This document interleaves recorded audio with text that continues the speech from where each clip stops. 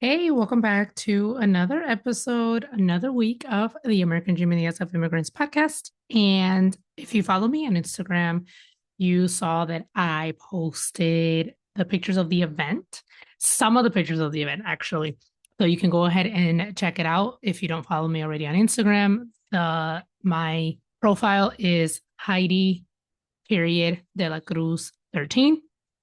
But for my paid subscriber on Substack, this week I'm actually sharing all the pictures.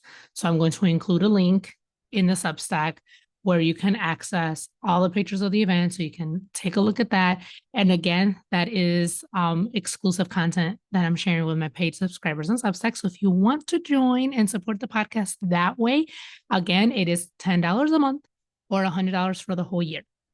And I will also be sharing, I got videos. Okay, so I got the videos back from the event as well.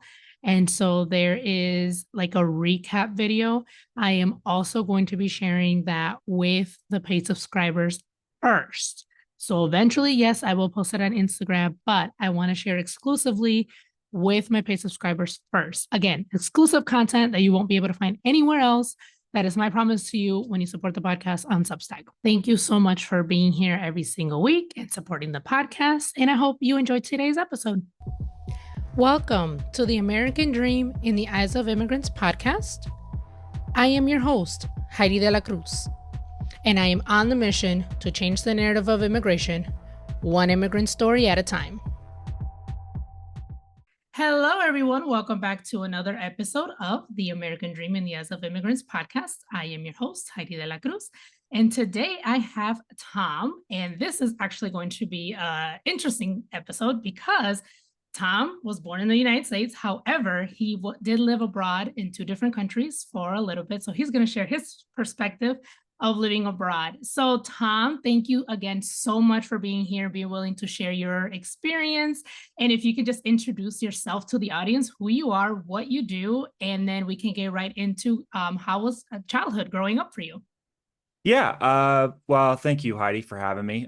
So I basically write online for a living. I've been doing that for the past 8 or so years. I started as a freelance writer. I actually graduated from college in 2015, so I've been basically doing this for 9 years. Got out of college, started freelance writing for different clients. Really loved writing. Fell in love with writing about a year before I graduated, and I started to do a wide variety of things for clients and things like that. And then I kind of found. Uh, I've randomly found this travel blog on Pinterest, searching for blogging advice there. And this was the Adventurous Kate's travel blog, if you've heard of her. And she just enthralled me. Like how she traveled around the world, made money traveling, blogging, writing, staying at hotels for free, staying in Oh, wow. getting paid by countries to come and visit their tourism boards and stuff like that. It was just so cool. And I remember being really struck by that story and being like, oh, I really want to do that one day. I want to be a travel blogger. I never really became a travel blogger, truly. I write about a lot of different things. I don't really focus on travel too much Yeah. anymore, but I that's what kind of got me down the blogging path. And we can get into that a little bit more in the Mhm. future, I guess, but that's what I do. I blog online for a living right nowadays. Yeah, awesome. And so tell us a little bit about your childhood. Yeah, so I grew up in Maryland. So basically about 20 minutes outside of Baltimore City Okay. in Maryland, in a place called Overly. Uh, we grew up I had a younger brother and an older sister. I played a lot of sports as a kid. I went to Christian school basically my entire life up until high school. Then I went to a public school in high school. And that was a lot of fun. Sports really like dominated my childhood. I really spent a lot of time playing sports like baseball. I got into wrestling and I really loved wrestling. I got so good at it that I actually eventually went and did that in college for a year or two. And Nice. yeah, and my high school team actually won a state championship as a team in Wow. wrestling. So that was really cool. That was a crazy experience. Yeah. And I remember, like, just to kind of tie it back into what this show is about, like I remember going to Germany when I was 12. My parents Nice. planned, yeah, they planned a trip to Germany when I was 12, and we stayed there for 3 weeks, and we kind of spent a week in 3 different places. I can't really remember the names of these places, but I just remember that we visited a lot of relatives over there and family, extended family. And so I just remember loving it. Like Yeah. something about it, I loved it. And I remember my dad brought a camera with him, like an old video camera, like a home video camera. And I remember taking that camera and just like filming a ton of stuff. I fell in love with the camera, and I fell in love Yeah. with like shooting stuff and everything like that. And um, so it was just an amazing experience to be able to go to a place where it's so different. It feels so different from home. They're speaking a Hmm. different language. They're just everything. All the customs are so they eat different food. You know, um, so and the Autobahn. I remember going on the Autobahn and my dad just like flooring it because there's no speed limit. He was having Oh, so there much isn't? fun. Oh, Yeah, yeah. wow. There's no speed limit on the Autobahn, so he was having a great old time. I mean, he wasn't being reckless, but Yeah, yeah. that's how they drive over there. I mean, they drive really Yeah. fast in the Autobahn. So he was just kind of blending in, but I remember that experience having a huge impact on me. And I always kind of felt like I was the kind of person who wanted to explore. I was pretty Mm. curious. I feel like I was Yeah. pretty curious. I remember wrestling at high school. There was this program where you could become part of like the national team for your specific state, and then go to a national tournament Hmm. in like North Dakota, which is like the famous like Fargo. Like if you're into wrestling, you know what that is. It's a national tournament that they have in the summer. And I remember like hearing my coach talk about that, and I was like, I really want to do that. I want to go. I want to like have this experience and try something new. Yeah. And I remember like I feel like I was the only person who wanted to do that. And so I kind of talked to a couple of my other friends, and I was like, let's just all go. It'll be a good time. Like maybe we'll have a good time. And so I had four of my friends go with me, and we all got really good at wrestling. There's a bunch of camps we went to, like we became part of the national team. It was really fun. And then we came back and we won a state title the next year. So I always kind of felt like, I don't know, I always kind of felt like I really enjoyed getting out of my comfort zone a little bit and Yes. trying new Yes. things and being curious. So that was Yeah. kind of part of my DNA for, forever, I guess. I don't know. Yeah, that's awesome because I don't know what statistic, but I've read it multiple times. Like there are some Americans that don't even leave the state they're born in. Like they, live there their whole lives and they're just like don't go out and explore. And it's like there's a whole world out. Like even in the United States, like going into a different state could mean it's like going to a different like a little world, like a whole different world. So that's awesome that from the young age of 12, you guys left the country. And I wanted to ask extended family in Germany from your dad's side or your mom's side? My dad's side. Your So dad's side. my last name's Kuegler, which is very German, and like you spell it Kuegler in the States, but over in Germany it's Ku with the umlaut Gler. And so, my dad is, definitely got a lot of German blood on his side of the family. So yeah. Yeah, that's awesome. So, what events actually led you to go to the Philippines? Okay.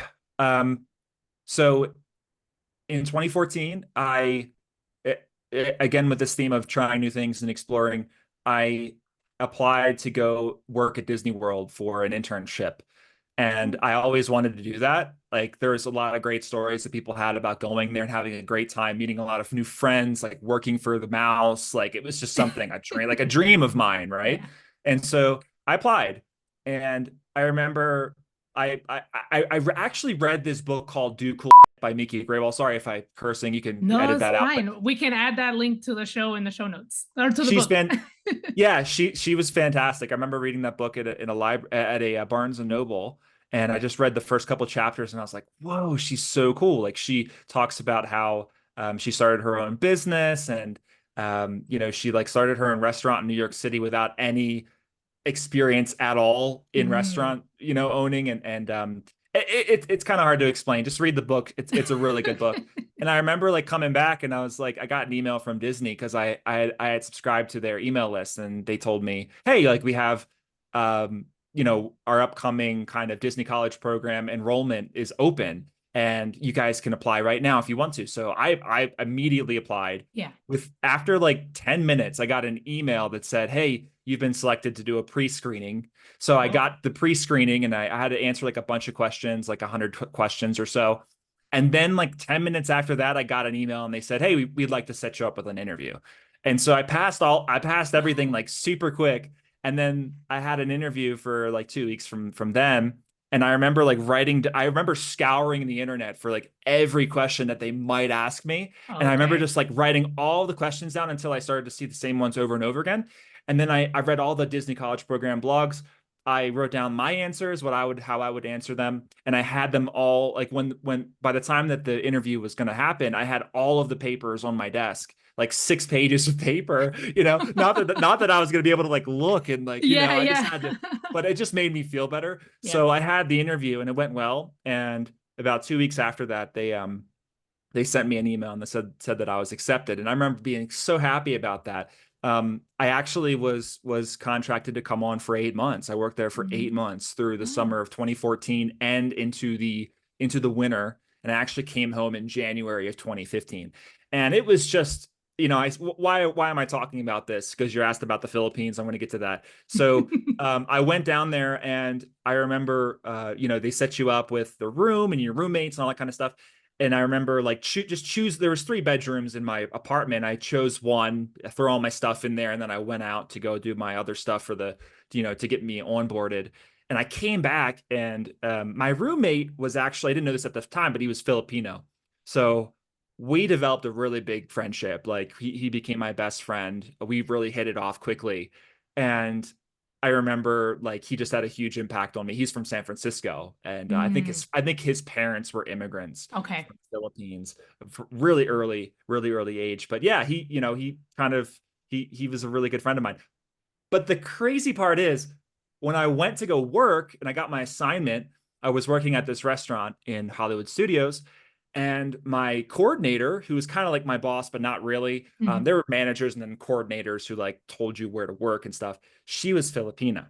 So Oh. um, she and I became like really good friends. She was really great with all the CPs, the college program people, and she was just a lot of fun to work with and be around. And we developed like a real friendship, me and her.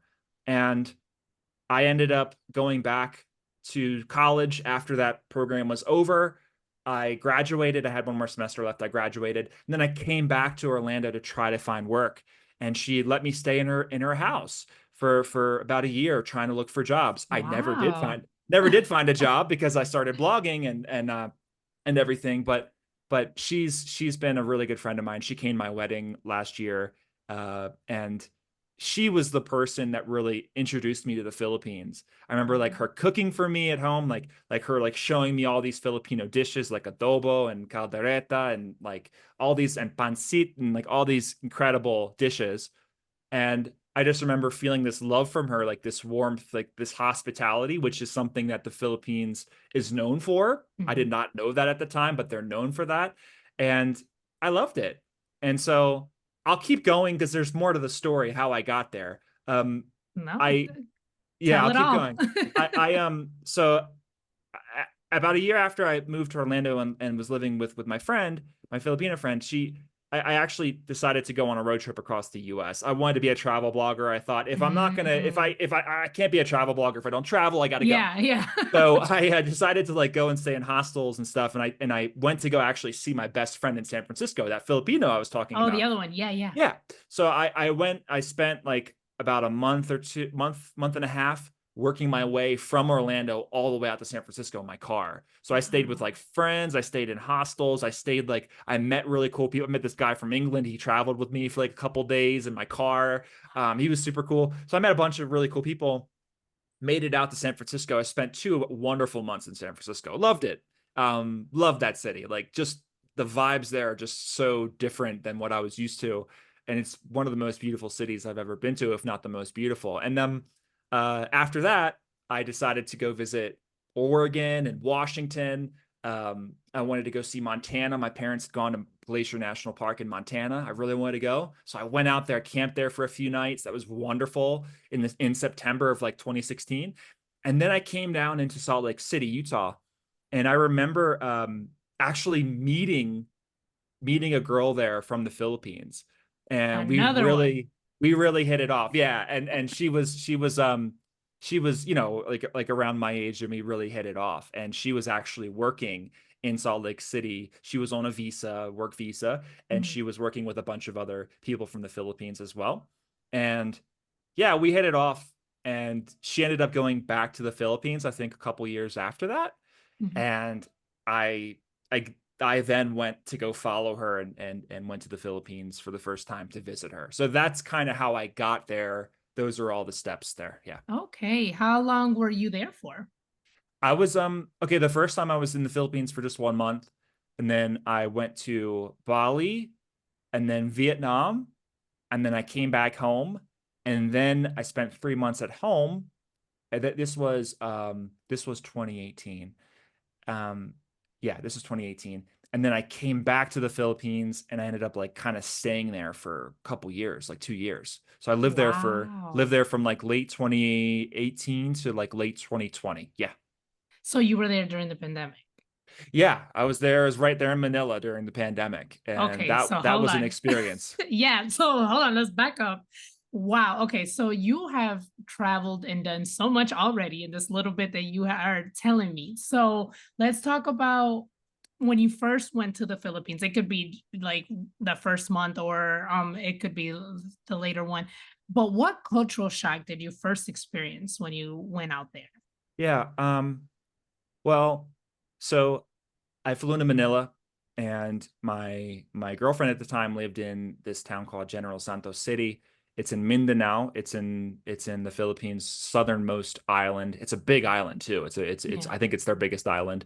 And so she lived in General Santos City. Fun fact, that's also where Manny Pacquiao's from, and he has a house there. I actually got to Mm. meet him on my first trip. That's a whole other thing. But Oh, wow. I got to meet him in his house. It was so cool. And he was such a cool, down-to-earth guy. He was just playing Aw. pool with some friends, and and so my girlfriend actually set it up, and I couldn't believe she got to do that. But anyway, so she was from General Santos City, and I remember I flew into Manila. I flew from, I think, Maryland all the way over to Manila. I touched down in New York City first, and then I touched down in China, and then I touched down in, I think, in Manila. And then I had one more flight the next day to General Santos City. So I got an Airbnb. I stayed there for a night, and then I got back to the airport and took my flight to General Santos City. And I remember like arriving in General Santos and just being there. First of all, like the airport's like not a big airport at all. It's very small. The runway, you literally touch down on the runway, and then you like they bring the stairs Yeah, to yeah. the airplane, and you just Mhm. disembark like on the runway itself. And there's just nothing around. Beautiful mountains in the background. Like the sun was just beautiful. Like the scenery was amazing. The green scenery, palm tree, like tropical scenery. But I remember driving from the airport to her house, and I was just floored at the poverty. Mm, It was just a whole other level than what I had expected. I guess I was just so naive. Like I must have been, I was so naive to think that like it wouldn't be that bad. Um, but yeah, it was pretty bad. I mean, stray dogs, oh yeah. shanties, like just dirt dust everywhere. Mhm. It was just really, really shocking for me to see that, honestly. Yeah. And I ended up seeing a lot of other crazy stuff in the other countries that I went to as well. But yeah, that was the thing for me. Did she, I don't want to say prepared, but did she like talk about like some of the things that you may see, or it was just like, oh, just you experiencing it? No, she never really talked to me about that. And Mm, part of me is kind of happy, you know. yeah. And she lived there her whole life. So I Yeah. guess to a certain extent it wasn't really anything out of the ordinary. But yeah, she never really talked to me about that. Yeah. Okay. Living there in the Philippines, any similarities to the US? Um, well, this was kind of hard to think about. I mean, like Manila was feels like just a normal city in a lot of ways. Um, I do know that in the Philippines, it seems like there's a real love for the States. It seems like they have a little bit more Mm, love in the Philippines for the United States than they do here in Mexico sometimes. That's something we could talk about. yeah. But I've never felt any hostility towards me at all here in Mexico, but it just kind of feels that way a little bit sometimes. Um, but yeah, I kind of do feel like the Philippines is a little bit more like, open to the US and people from the US. So that's a hard question. Like Yeah. they have lots of malls, they have lots of shopping mall. Like I mean, like the feel kind of has that feel to it. There's Yeah. McDonald's and Starbucks everywhere. Oh, Um, okay. you Starbucks. know, Nice. yeah, yeah. But like the spaghetti is sweet in Oh. the Philippines, which is weird. Like they make it with like I think banana ketchup or something like that, and it's like sweet, and you're Oh like, my God. whoa. So that's different, but I think we have a lot of the same values. I think they're like a family, Mm, really family oriented, yeah. culture there. So yeah, Yeah. that's how I would say. Yeah. Have you been thinking about starting your very own podcast? Well, I created a podcast course to help you launch your podcast without feeling overwhelmed and with simplicity. Okay. So it is a 6 week podcast course. Each video is less than 15 minutes long, so it doesn't take that much time to get through. And it breaks down the steps that you need to launch your podcast. Again, 6 weeks or less. So you can do it faster than 6 weeks, or you can take longer than 6 weeks. It's all up to you. You do it at your pace. And you will get lifetime access to this course. In addition to the 6 modules or the 6 videos, you also get videos about editing. You'll also get the podcast digital planner, which helps you create your content and helps you with the episode outline. It helps you with the show notes outline. It helps you stay on track with the podcast cycle checklist. It has the guest intake form and also a Google Sheet episode organizer to make sure that you are organized and set up from the jump to be able to plan out your content, organize your episodes, because that is key to long-term podcasting, right? You'll also get 3 exclusive interviews with leading podcasters who are killing it in the industry. And in addition to all of that, you will also get the podcast workbook, like how to launch a podcast workbook that goes along with each module. So you can watch the videos and then also follow along with the workbook. All of that is included in the course.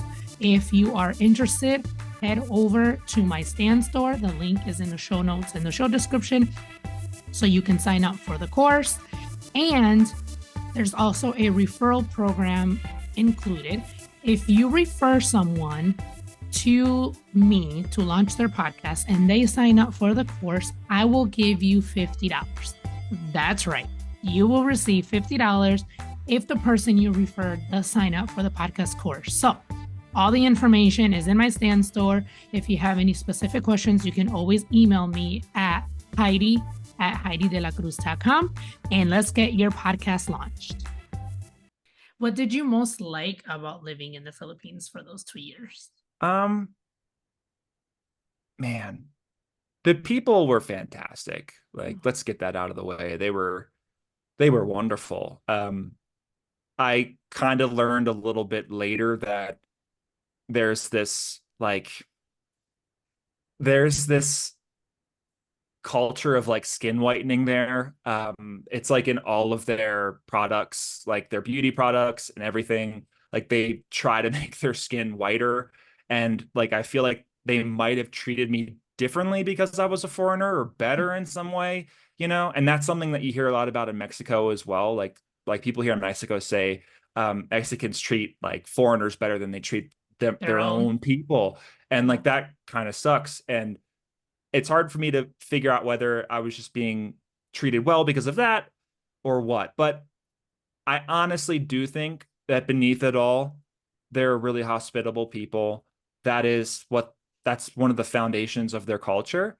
And they really treated me well. I remember like going to see a fight, Manny Pacquiao fight, he fought Adrian Broner, I think. And, I remember like walking into this house, nobody knew who I was, but they sat me down, gave me some beers, gave me some food. Like we sang Yeah. karaoke afterwards. They really loved having me there. It's just that hospitality. Like it's incredible. It's Yeah. phenomenal.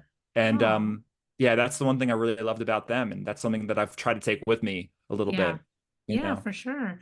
And so being there, was there anything that you realized about the US? Well, yeah, being there, was there anything about the US that you realized like, oh man, we have this or this is something that, it's just in the US. For example, I had a guest who, was talking about going back home to visit her home country, right? After like being like in the US for like over 10 years. And Yeah. she was like, I just realized how much we have accessibility to things in like Kuwait too. So it was just like that was something that she realized, that we had in the US until she went back home and she had forgotten, right? So anything like that, living there made you realize that things that we have in the US that, a lot of us take for granted. I could say a lot. I remember being in COVID in Manila in lockdown. I think it Oh, was yeah. maybe like a couple months after lockdown started. And I remember them delivering a bag of rice to our door along with like some spam, I think, and maybe some other things.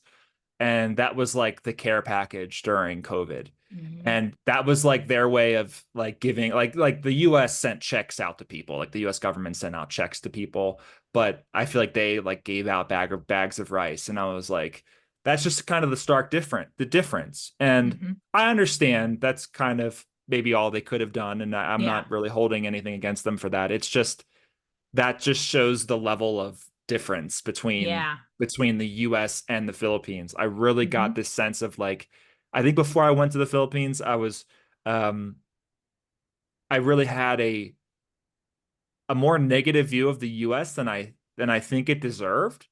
Okay. And after I went there and experienced what it was like over there, I was like, whoa, we have like we're living in heaven over there. Like We it really is are. yeah. Yeah. So that's kind of how I felt after I visited the Philippines. And Yeah. that's why like a lot of times when people complain about the States, and that's okay. Like I think we have a lot Mhm. of problems. I think we can fix a lot of things, but Yeah. at the end of the day, it's really nice here. And um that's something I think we need to just remember just a little bit more often sometimes. And that's Yeah, it. for sure. Like I was just thinking, like as you were talking, it's like there is no country is perfect.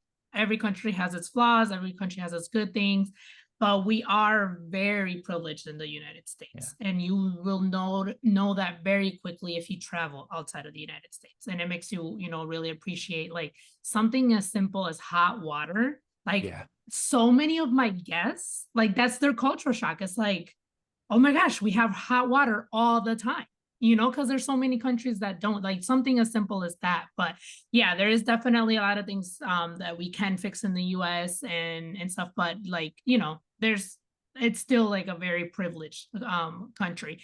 And so let's talk about your experience being on lockdown in the Philippines. So where were you when you found out the news about the pandemic, and did I can't even remember. I think we shut down, and I really can't say shut down because I'm in Florida, so we really didn't shut down. Like I think it was like in March. So like how was it in Philippines, and like what was like the timeline of like the lockdown? Yeah, so okay, I actually remember like in January, I swear this is true. I swear, yeah. So in January, I remember being on Twitter and seeing like initial reports Mm, of COVID cases rising. yeah, And I think it was China.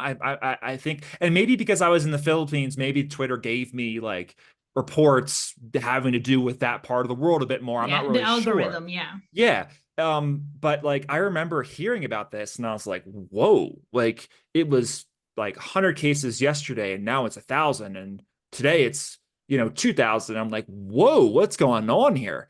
We yeah, got so scared. We got so scared in January that we started wearing masks in January. January. And I remember people looking at us like we were crazy walking into places with masks on. I remember watching Contagion. If you've ever seen that Yes. movie, I remember Mm-hmm. watching that in January. I was like, we got to watch this movie because this movie's going to scare the crap out of you. And I'm scared and I want to watch this again, you know? And so, like, crazy enough, a lot of that stuff ended up happening. But anyway, that's a whole other thing. Yeah. So, in March, I remember locking down in Manila. I think it was like March 15th or whatever. I don't really Yeah. know what day it was. It was mid-March. And I remember like we had my girlfriend and her sister was with us, and like they locked down, they shut down like hot, like cold turkey, done. Everything was shut down, and so Yeah. she stayed with us like the whole pandemic, basically those whole like 9 months that I was there, and it was just crazy. Like Manila is such a um it's such a loud, busy city. Yeah. And to step outside and see nobody It was was quiet. crazy. Like, and they only let out, they only allowed one person per room to go out. You had to like Oh. go and register for your specific address, and Hmm. you were the only one that was allowed to go out and get stuff like food or whatever you needed, you know? Yeah. And I remember being that person. I had to go like walk like a mile away, or I don't know, like 15 minutes or so, let's say, to the grocery store, buy everything and just lug it back with me. Wow. Like, and the streets were just barren. And I was like, am I like in a it just it really felt like an apocalyptic event. And um so I remember like they were really stringent with their restrictions. Like you had to wear a mask and you also had to wear the plastic face covering everywhere. Like you Oh. had to. Like if Yeah. you didn't, I think that you wouldn't be allowed in anywhere. Yeah. And so they were really stringent with that. And I remember I think in April um I started to see people like protesting in the States about the lockdowns and stuff. And I remember being like, oh my gosh, this is like so infuriating to me. I'm you guys are upset about like all the stuff that you Mm. guys are able to do. And like I'm Yeah. over here like huddled in my apartment. I'm the only one that's allowed to go out. I have to wear a plastic face cover, like everything. So I remember feeling like this is just like you guys need to complain about something else maybe, Yeah. but not this. Like I feel like we can all sit inside for a second and collectively try to get past this. Yeah.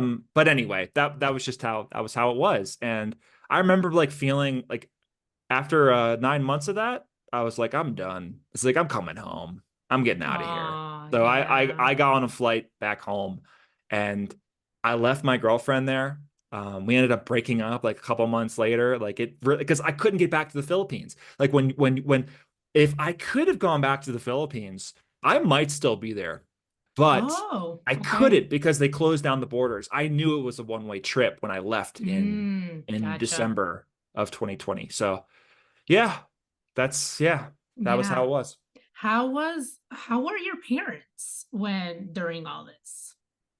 Like how are they, with me kind of living in the Yeah. Philippines or Yes. Yeah. um yeah, I think like I think there was some level of fear, perhaps, fear that because I'm living so far away from them. I'm Yes. sure that they might have felt some fear and some like we hope that you're okay. Hmm. They told me that a lot, but they also really supported me. They said like this is something you want to do. We really support you. We understand why you're over there. Hmm. They love Filipinos too, so like they knew they just kind of felt like I was in good hands over there, just, like regardless.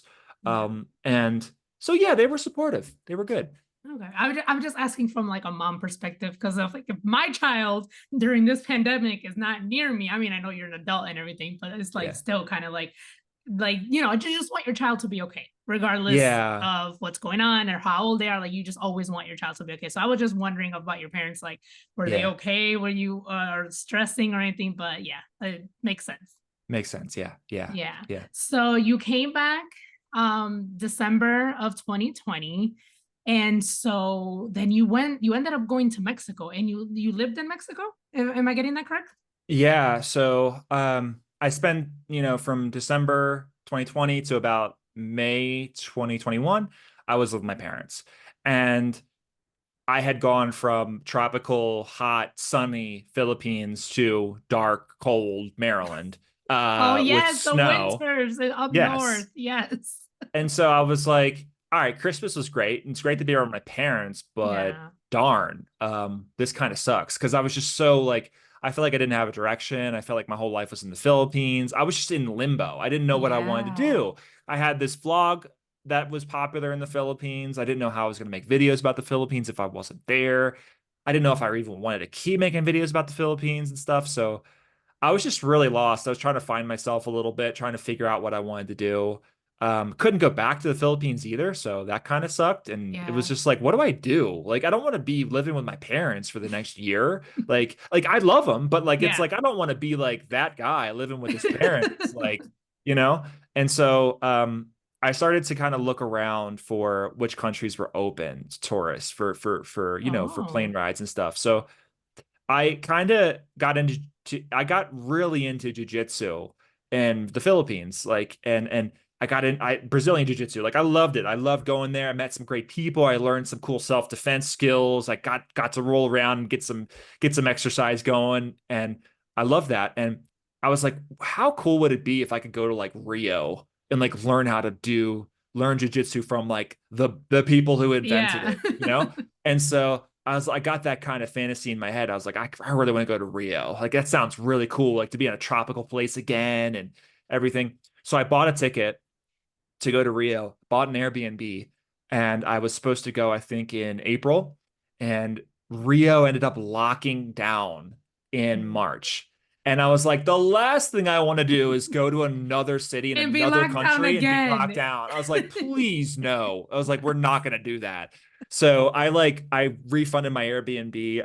I don't I think I just ate the expense of the plane ticket because that's what happens. And Yeah. then I tried to figure out what the alternatives were.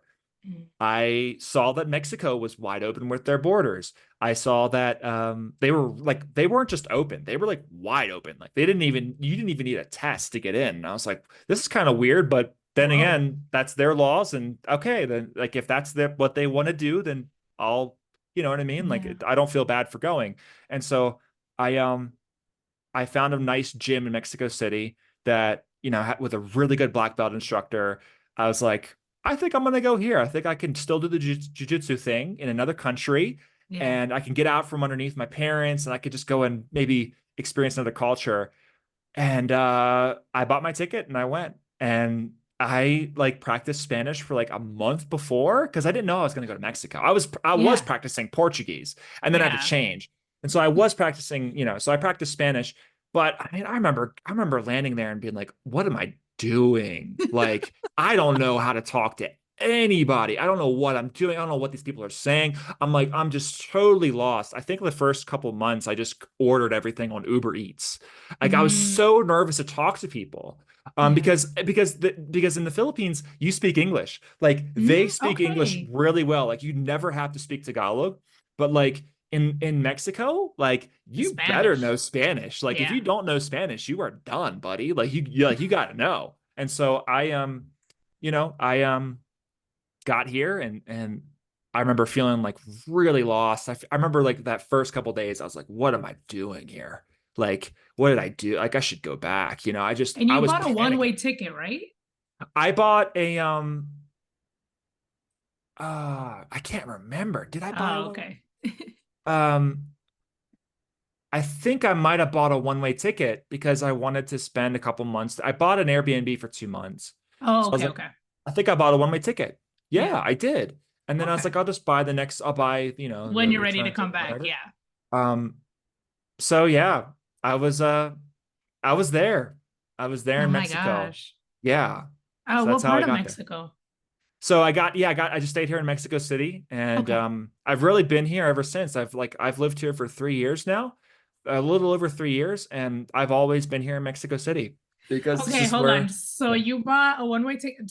So you haven't come back to the US? Oh no, I have. Sorry, Oh, I okay. have. I have. Okay. I eventually came back. Don't worry. I was like, Uh wait, you just bought that one-way ticket and you just stayed there? no, no, Okay. I bought my ticket and I had to come back and I actually got my visa. I got like a temporary resident visa to stay in Mexico Okay. because they really cracked down on people who, were just kind of Mm, coming in for 6 months at a time, coming back, like hopping out, coming back in, all that kind of stuff. yes. So I got my visa and I've been kind of on that resident visa for the past 3 years now, basically. So, but yeah, I've come in and out. I actually took my wife to the States. We came to the States together. She has her visa. She got her visa last year, and so yeah, we've hopped in and out a little bit. Yeah.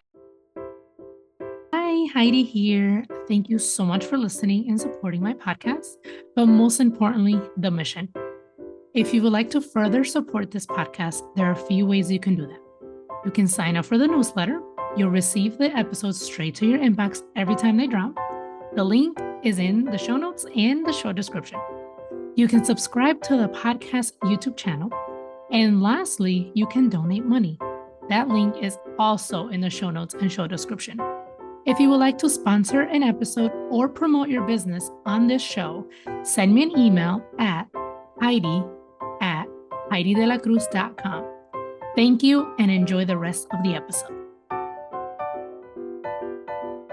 Yeah, the whole 6 months thing I've been seeing online that it's been more common now, especially after COVID, because a lot of people working remote to just like go to a country for like 6 months and then come back and things like that, or just like go for a year. Like there's some countries that you can like stay for up to a year and before needing like, visa or residency or anything like that. So it's funny that you mentioned that they've been cracking down on the people who like do the 6 months thing. Yeah. Can you tell us a little bit about that, about like getting the temporary visa or residency, or how it actually works the other way? Yeah, sure. So 2 years ago, I think it's the process might be similar to what it is, what it was in the past now. But 2 years ago, or no, 3 years ago, when I got my visa, I had to go visit a consulate, a Mexican consulate in the States. I did that in DC. Oh, okay. Um, I applied for, I think it was economic solvency. So I just had to prove that I had X amount of dollars in the bank, that had money coming in, that my business was making money, etc. And so I had to print out like a bunch of bank statements, and like bank statements for like the past, like, I don't know, like I think it was like a couple years. I'm not really Wow. certain about that. I brought in like a printed Stack. stack of papers. Yeah. And so I also I can't remember really what else I had to do, but I had various other applications that I had to fill out. I think there was a fee that I had to pay, and then it all happened in one day. So I went to the consulate. Well, it didn't all happen in one day, but the part that took place in the States, it all Mhm. happened in one day. So I Okay. went to the consulate, got everything processed. I think I had an appointment, and I got an appointment online, and then they put something into my passport, like this laminated, like sticky, like kind of like pre-visa thing or whatever, like a Mhm. like an identification.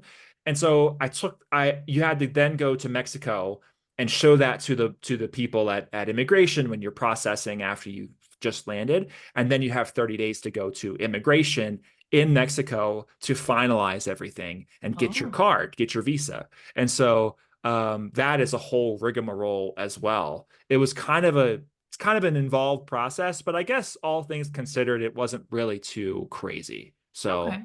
yeah, Nice. yeah. Thank you for that. And you met your wife in Mexico? Yeah, I met her in Mexico City, and I met her in Parque Mexico. And if you know where that is, it's kind of it's a nice little spot in La Roma. And yeah, I remember like trying to talk to her, and like we were just like talking like with translators, and like a lot of times we were talking like with the translator and on our phones, and she'd type something, I'd read it, and then I'd type something and she'd read it. Just like the And show that we were talking about 90 Day Fiance before we started recording. And I've seen that, like the couples like having the translator to talk. yeah, well, we were watching The Big Bang Theory, I and if love that you show.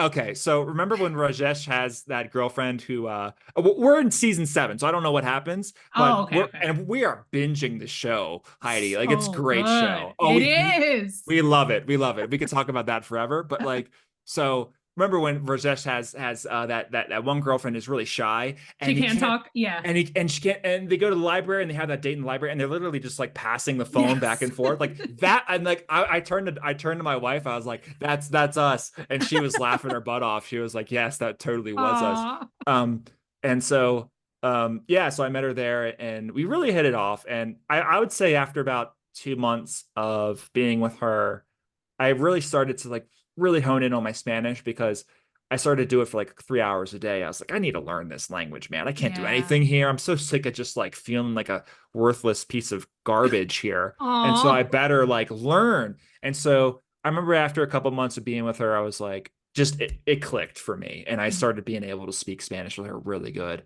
I'm not perfect at all, but me and her can have conversations without using translator at all. So tú hablas español. Sí, sí, un poco, Un poco. poco. Okay, okay, Sí, okay, yeah. Tom, I see you.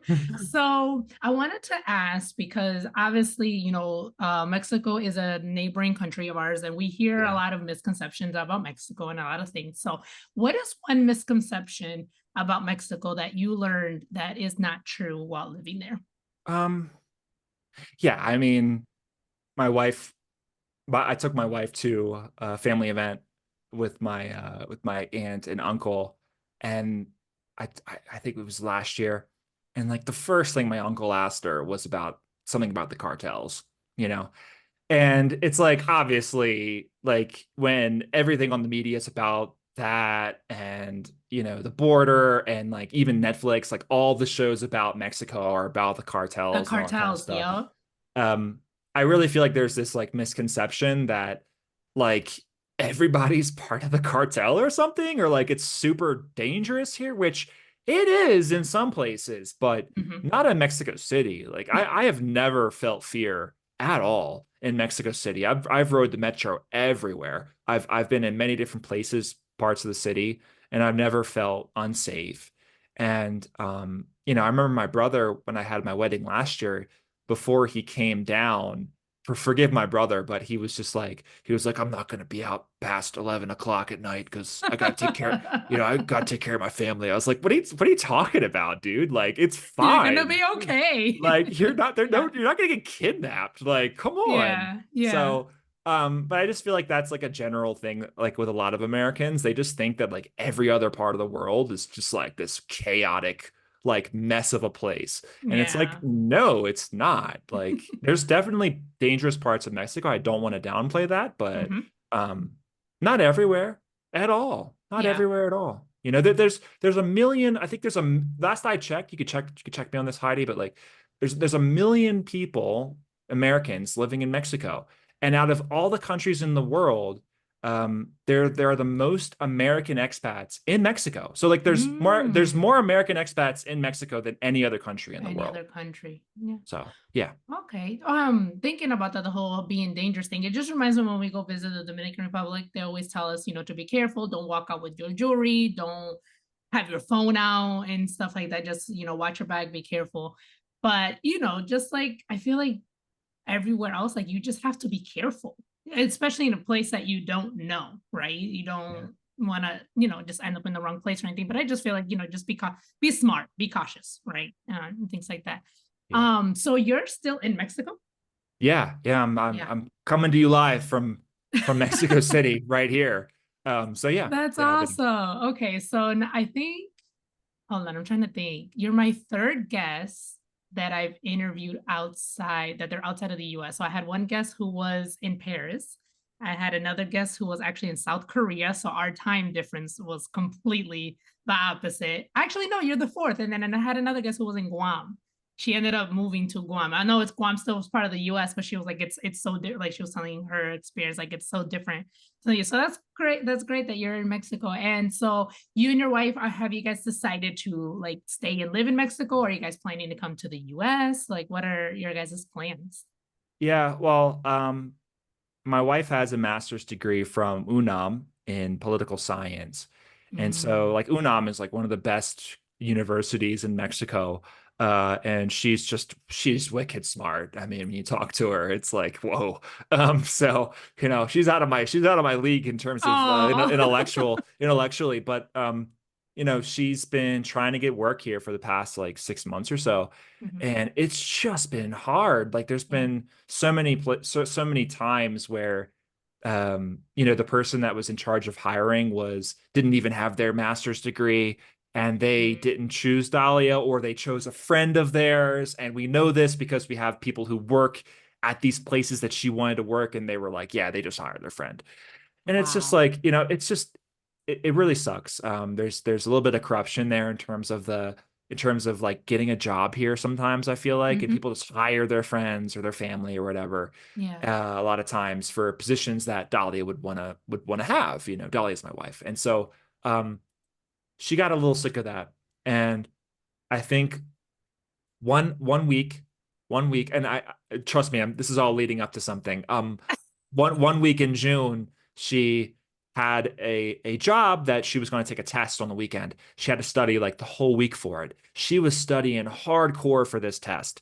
Yeah. Like it was like, waking up at 3 a.m. to study more, like grabbing hours whenever she could grab them. Like she spent like a week really just dedicating herself to like knowing the material and trying really hard. And she went to take this test on a Saturday. It was on her app on her computer, and the application that was doing the test like was malfunctioning, and like it wasn't logging her answers, Gosh. and like she couldn't take the test again for some reason. I don't know why. And so they like she basically just threw all of the work that she did into the trash can Mm. before she could even like be considered for this job. And she came out of the room crying, like she was so upset. And I was like, Yeah. oh man, that sucks so much. Like I would be like furious. I'd have to Yeah. go, I saw this one video of this guy in a rage room. Like there's rage rooms now where you can take a baseball bat to stuff and Yes. like you pay to like go in. I was like, I would be doing that like times Yeah. 10. But she just, I think that broke her. Yeah. And she was just like, I don't know if I could, you know, I just don't feel like there's a, there's justice here, Mm. and she works so hard to get her master's degree, and she's so Yeah. smart. She deserves to have any job she wants. And I remember she was just like, I think I want to go. I think maybe we should start the process to go Oh, to the okay. state. And so we did. So we started the process in July. We sent in Okay. the application, and maybe sometime next year we'll be in the States. And it's purely because of opportunity for her, Yeah. for work. Yeah. Yeah. Oh my gosh. So next year, you guys are more than welcome to come back and then share your experience of, transitioning over to the US. I would love to hear her perspective, and she's visited the US, right? She's visited before. Yeah, she's visited. We came to Maryland for 3 months, so Mm. we came for a long time. We packed all our stuff up into storage. We came and lived with my parents for a few months, and she experienced the snow and Christmas in the States and Thanksgiving, and we went to Disney World because we have to, and so like that's a must. So we did all those things, and so she had a good time in the States. One thing that she thought was crazy was the fact that we drive everywhere. She was like, "There's just nowhere to walk. Like, Yeah, why where's the aren't we pu-" walking? Yep. Yeah, Yep. she's like, "Where's the public transport? Like, you have to have a car to do anything." And I'm like, "Oh yeah, you're kind of right about that. I never really thought about that before." So she's right. Yeah. Yeah, Yeah. yeah. Oh my goodness. Well, when you guys come back to Orlando, let me know because that's where I'm at. I'm in Orlando. Do you like Disney? I'm not a Disney fanatic, like there's Okay. some people are, but yes, I do. I was in Disney in January. Okay. I Okay. just All went right. twice. Yeah. Well, we were actually thinking of coming to live in Orlando because I have a lot of good friends who live in Oh, Orlando okay. still. Like that Filipina friend that I like, she lives there. She's like one of my best friends. I Yeah. also my best friend from Maryland moved to Orlando, and he now lives there. And he now speaks a little bit of Spanish. So like that Okay, was cool to cool. watch his evolution. And so there's a lot of people in Orlando. I like Orlando. Like I don't have anything against Orlando, and maybe Good. one day we'll live down there. Yeah, perfect. And then we can meet in person. That'll be great. Yeah, that'd be great. Yeah. Yeah, Dolly would love that. Oh, Yeah. awesome. Well, Tom, I love asking this last question to my guests. I mean, the majority of them obviously are immigrants, but since you have such this just vast experience that you've lived going to other countries and just, seeing different things. So I would like to know, what does the American dream mean to you? Well, I mean, I'll give you the, just the cliche answer. It's you can come here and you can make a name for yourself. There's opportunities here. That's the Mhm. reason why I kind of look at it through the lens of like my wife. Like we're gonna come live in the States because there's more opportunities for her there. Um, you know, like there's justice in the States a lot of time. I know we're not perfect, Yeah. but there is justice there compared to Mexico. Oh my goodness, we are on a whole other level. Yeah. There's opportunities to to progress and to really develop your life here in the States still. Yeah. I still believe that. And that's the reason why we have so many people that want to come here. Yeah. And that's wonderful, and I love that about the state. So yeah, that's my cliche answer. I'm Yeah. sorry, but No, no. that's how I feel. It's honestly the word opportunity has been coming up a lot for my guests. So I love that. So I'm really tying the American dream to opportunities now because that's Yeah. just what a lot of people are saying. But Tom, thank you, thank you, thank you so much for this, for sharing. I hope to have you back on the show again with your wife next year. And where can people find your writing? Yeah, I think if you liked what I was talking about now, you probably might like my personal blog. So it's on Substack. It's findingtom.substack.com.